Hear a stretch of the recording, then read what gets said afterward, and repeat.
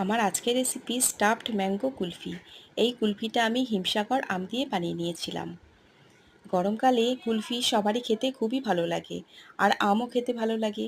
তাই ভাবলাম দুটো কম্বাইন করে একটা ডিশ বানিয়ে নিই। এই কুলফিটা বানানোর জন্য প্রথমেই আমি 3টে হিমসাগর আম নিয়ে নিয়েছিলাম। আমের বোটার দিকটা একটু কেটে একটা পিলার দিয়ে ঘুরিয়ে ঘুরিয়ে আমের আটিটা বার করে নিয়েছিলাম। খুবই সাবধানে আমের আটিটা বার করতে হবে, যেন কোনোভাবেই আমটা ফুটো না হয়ে যায়। এরপর আমি একটা কড়াই বসিয়ে কড়াইয়ের মধ্যে একটু জল দিয়ে এতে হাফ লিটার দুধ আমি নিয়ে নিয়েছিলাম। জলটা দিয়েছিলাম এই জন্য যেন চট করে দুধটা তলায় ধরে না যায়। একটু কেশর দিয়ে দিয়েছিলাম, অল্প চিনি এর মধ্যে দিয়ে দিয়েছিলাম।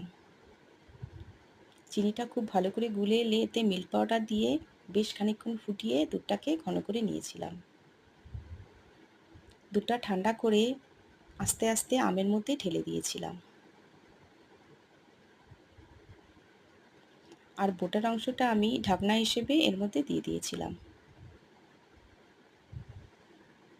এরপর আমি ফ্রিজে রেখে দিয়েছিলাম। 8 থেকে 10 ঘন্টা এটা জমতে সময় লাগবে। নেক্সট দিন আমি বের করে একটা পিলার দিয়ে খোসাগুলো ছাড়িয়ে নিয়েছিলাম, আর পিস পিস করে কেটে নিয়েছিলাম। খুবই অসাধারণ খেতে হয়েছিল।